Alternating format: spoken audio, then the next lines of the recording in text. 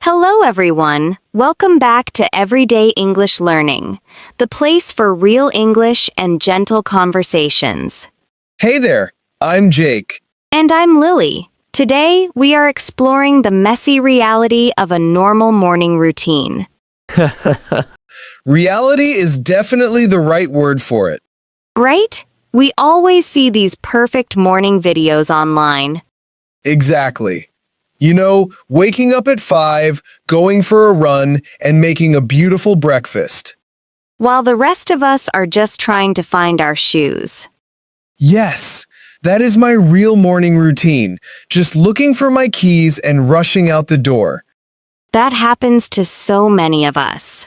We want to discuss that pressure today. It is a heavy pressure. I actually feel bad if I hit the snooze button. I think a lot of people feel that guilt. We think a messy morning ruins the day. Yeah, if I spill my coffee, I feel like the whole day is already broken. But it is not broken. And while we talk today, you don't need to catch every word. That is true. Just relax and follow the main ideas with us. Some really helpful everyday phrases will just appear naturally as we chat. And we will review the most useful ones later during our Meaning Moments section. For now, let's focus on that tired feeling when the alarm first goes off. Oof, I know that exact feeling every single day. We are going to make that feeling a little bit lighter. I really hope so. I am tired of starting my day with stress. So, before we get deeper, what is one realistic thing you do every morning? Honestly, I just try to drink some water before checking my phone messages. The real problem is not our lack of discipline. That is a relief to hear. We often think a morning routine is about being perfectly productive. Right. We think we have to check off 10 boxes before breakfast.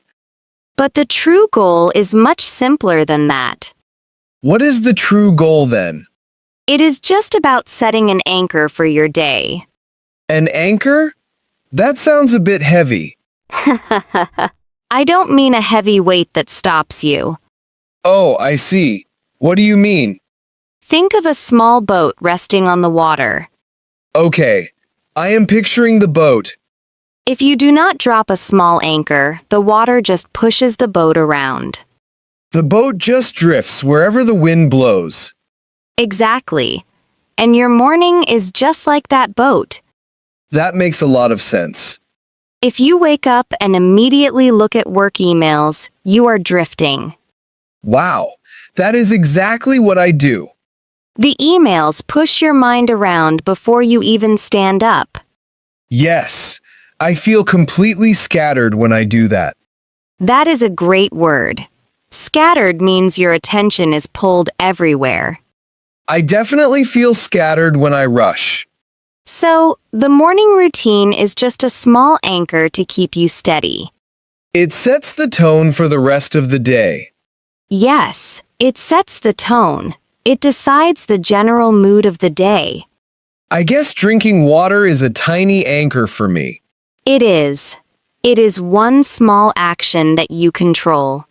But why is it so hard to just do that one small thing?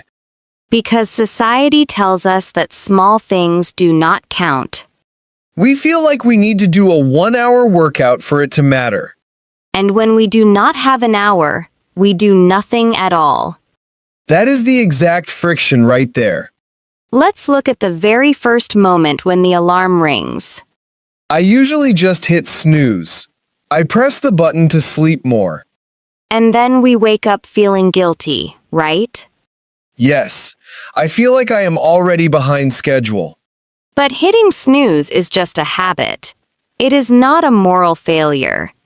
It feels like a failure when you read articles about successful people. Those articles create a very dangerous illusion. They make it seem like successful people always jump out of bed. Right. Real life has friction. Real life has messy hair and cold floors. So, we should stop trying to have a magazine cover morning? We have to stop measuring our real mornings against fake standards. That is a very comforting thought. If these reflections help you feel a little calmer, you can always subscribe to our channel. We love having these quiet moments with you. So, the anchor model helps because it ignores that fake standard entirely. Because the anchor is only about my personal stability. Yes, we end up operating on autopilot too often. Autopilot? You mean moving without really thinking? Exactly. You just follow your old habits without actively choosing them.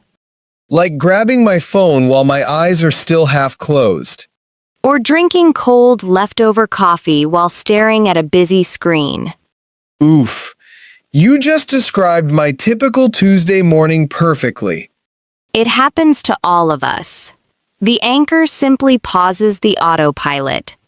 It does not have to be a 10-mile run.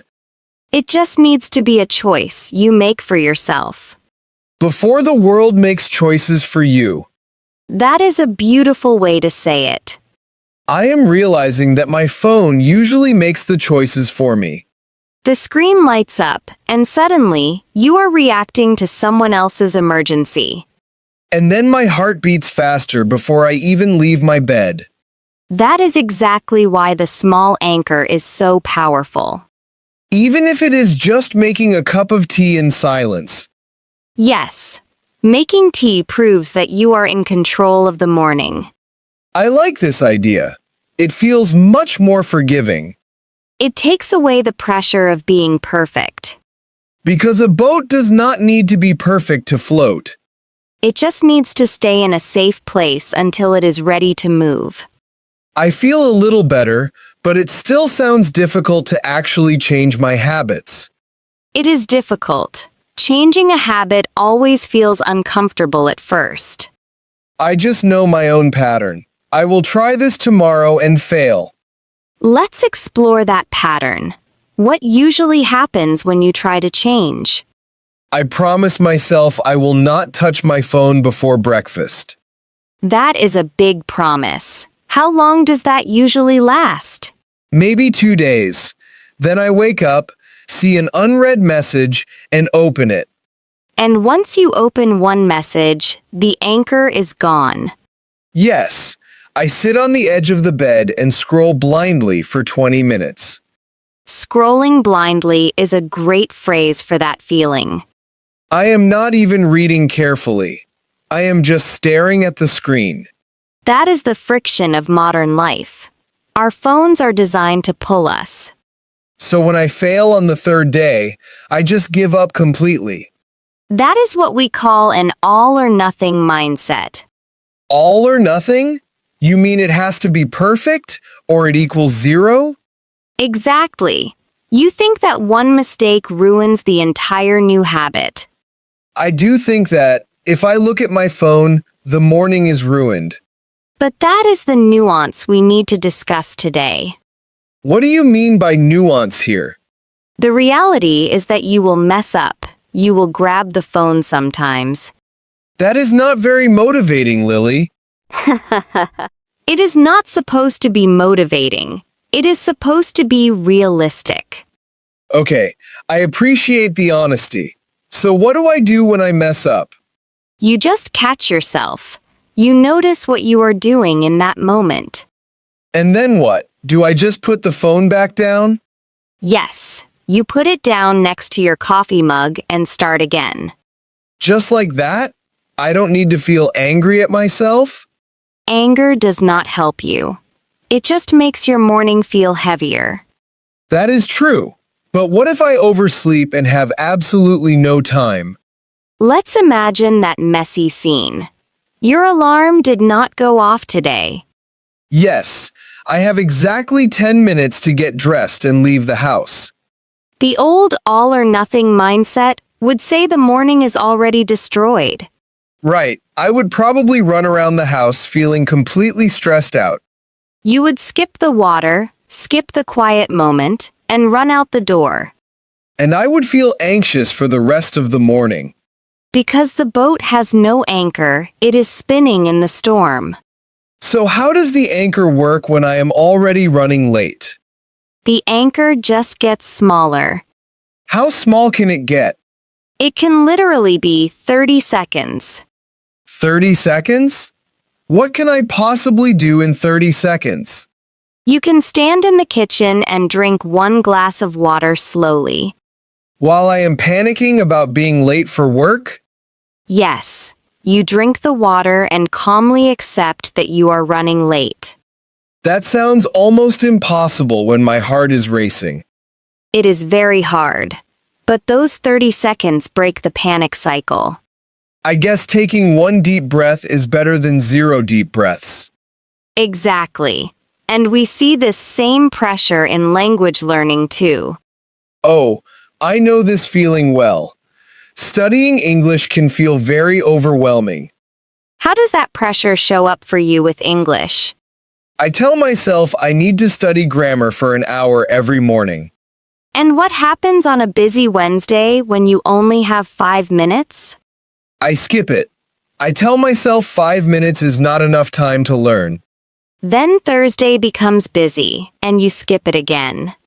Yes, and suddenly I have not practiced English in 3 whole weeks. Because you let the perfect routine become the enemy of a good habit. The perfect routine becomes the enemy.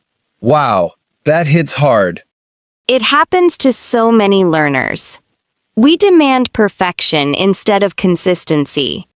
So what is the anchor for learning English on a bad day?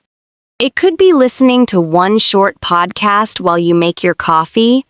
Or maybe just learning 1 new word before I leave the house. Exactly. That one single word keeps you connected to the language. It keeps the boat from drifting away completely. You are using the metaphor perfectly now. Thank you. It really helps to see how the same trap works everywhere. The trap is everywhere because our brains naturally like simple, perfect rules. But real life is not simple. Real life has flat tires and spilled coffee. And it has mornings where you just feel sad for no clear reason. That is a very real thing. Some days you just wake up feeling heavy. When you feel emotionally heavy, a complicated morning routine is impossible. If I try to do a long routine on a sad day, I feel worse. Because you are forcing yourself to perform instead of taking care of yourself. That word perform is interesting. Am I performing for myself? We often perform for that imaginary perfect version of ourselves. The version of me who never hits snooze and always eats healthy food. Yes, and when you cannot be that person, you feel like you are failing.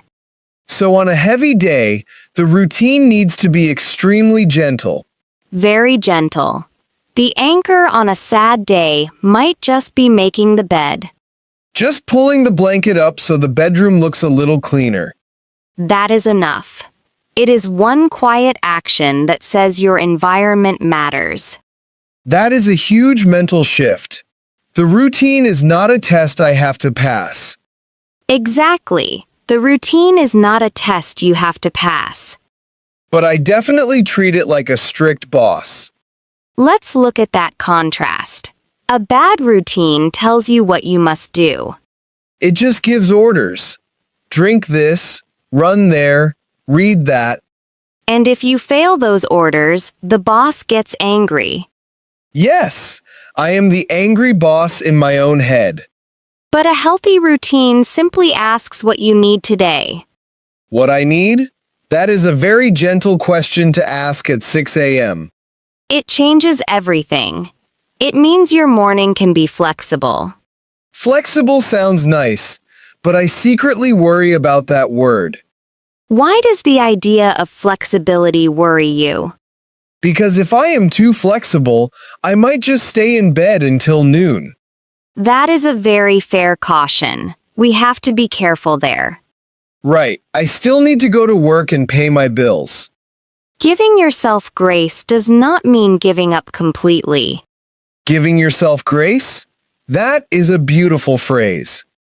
We use it when we decide to forgive our own mistakes.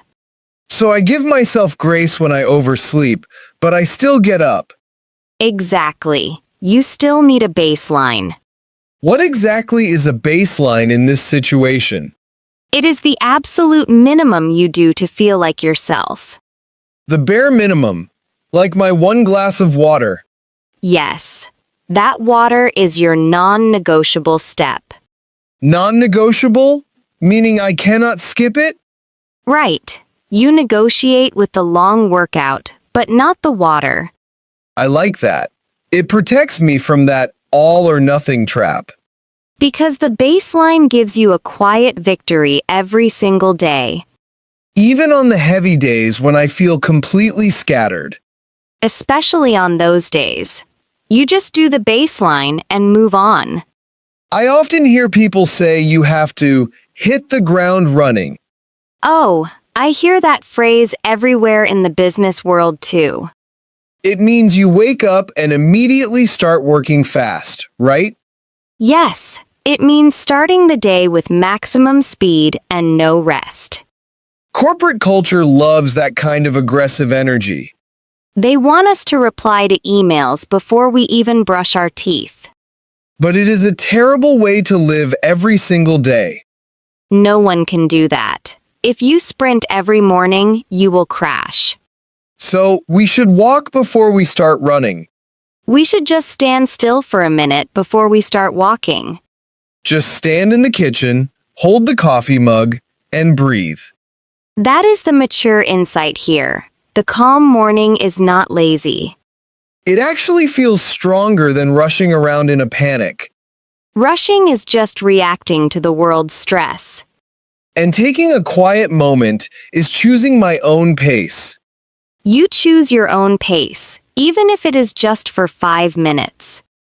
But what happens when the 5 minutes are over? Then you step into the busy day, but you step in with a clear head. Because the autopilot is switched off. Yes. You are awake, you are present, and you are ready. We talked about English practice earlier. Does the baseline apply there? Absolutely. You need a non-negotiable baseline for your English practice too. Something tiny, so I do not quit when I am tired. Exactly. Your language baseline might be reading one single sentence. Just one sentence? That almost feels too easy. It should feel easy. The goal is consistency, not pain. But will I actually improve if I only read one sentence? On the heavy days, you are not trying to improve. Oh, what am I trying to do then? You are just trying not to forget. You are maintaining the habit. That makes sense. Faster growth happens on the good days. Yes. And the baseline protects you on the bad days. So, if I read one sentence, I protected the habit for today. Yes, you kept the connection alive. You did not give up. That changes how I see both my morning and my English study. It takes practice. You will definitely still have messy mornings. I will probably spill coffee on my shirt tomorrow. And you will probably grab your phone too early sometimes. But I can just catch myself, put the phone down, and reset. Exactly. The reset button is always available to you. You do not have to wait until tomorrow to try again. You can restart your morning at 8 a.m. or even 9 a.m. That is a great takeaway. The morning is not ruined by one mistake. It is just an opportunity to try the baseline again. I feel much better, and I noticed some really useful expressions today. We did use some great phrases while talking about these habits. Like that phrase about the ground and running. Hit the ground running. Yes, we should definitely look at that one. And a few others that popped up naturally during our chat. Let's gather those useful words together right now. I am ready to look closer at the language we just used. Let's start our meaning moments with the word scattered. I noticed that word earlier. It perfectly describes my messy mornings. It originally describes physical objects, like papers thrown on a desk. But today we used it to describe a feeling. Right. A scattered mind feels like your attention is broken into tiny pieces. Because the phone pulls you one way and the clock pulls you another. Emotionally, feeling scattered makes it very hard to find your calm center. Repeat, scattered. Scattered. I definitely want to avoid feeling that way tomorrow. Our second phrase is on autopilot. This one is dangerous. It sneaks up on you in the morning. It means doing something automatically without conscious thought. Because your brain is just following an old, familiar habit. Yes. An everyday example is locking your door but not remembering it later. I do that all the time. I have to go back and check. Living on autopilot means you stop actively choosing your actions. You just let the morning happen to you instead of planning it. Psychologically, staying on autopilot stops you from changing your life. Repeat. On autopilot. On autopilot. That is why we need the anchor, to wake up properly. That brings us to our third phrase, all or nothing. The terrible mindset that ruins my new habits. It describes a situation with only two extreme outcomes. So there is absolutely no middle ground at all. Exactly. You demand total success, or you accept complete failure. Like eating one cookie and deciding your entire diet is destroyed. Yes, we definitely do this with language learning too. If I miss one day of study, I feel like I failed completely. Emotionally, an all-or-nothing attitude makes it hard to forgive yourself. Repeat. All or nothing. All or nothing. It is a heavy way to live every single day. To fight that mindset, we need our fourth phrase, give yourself grace. I loved this expression when you said it earlier. It means choosing to be kind and forgiving to yourself. Instead of acting like that angry boss in your own head. That is a great way to say it. I usually get very angry at myself if I oversleep. Giving yourself grace means just accepting the low energy instead of fighting it. We are usually much nicer to our friends than we are to ourselves. Emotionally, giving yourself grace is the fastest way to lower your anxiety. Repeat. Give yourself grace. Give yourself grace. That is a phrase I want to write on my mirror. Our fifth word is baseline. The tiny, non-negotiable anchor for the morning routine. True. It means the minimum starting point or the lowest acceptable standard. Like my one quiet glass of water before the emails start. Or reading one single sentence in English on a busy day. That protects the habit so I do not quit completely. Psychologically, a solid baseline protects your confidence when everything else goes wrong. Repeat. Baseline. Baseline. I am going to find a simple baseline for my English practice too. Our final phrase today is hit the ground running. The exhausting phrase from the corporate business world. Yes, it means to start a project or an activity at top speed. Without any warm-up or slow introduction at all. Like arriving at a new job and immediately fixing major problems. Or waking up and immediately checking a stressful work project. We think that makes us productive, but it usually just creates stress. Because we never give our brains a chance to wake up. Emotionally, feeling forced to hit the ground running every day leads to burnout. Repeat. Hit the ground running. Hit the ground running. I think I will just walk slowly tomorrow morning. Those 6 phrases are incredibly useful for talking about daily routines. They really help explain why some habits feel so heavy. And they give you the vocabulary to talk about giving yourself a break. I feel much more prepared to discuss my own messy mornings now. We hope this makes your mornings feel a little lighter too. We definitely want to hear how you handle your own early hours. What is one small baseline habit you want to try tomorrow morning? I am going to try making my bed before I look at any screens. That is a wonderful baseline to start with. It feels very doable, even on a heavy day.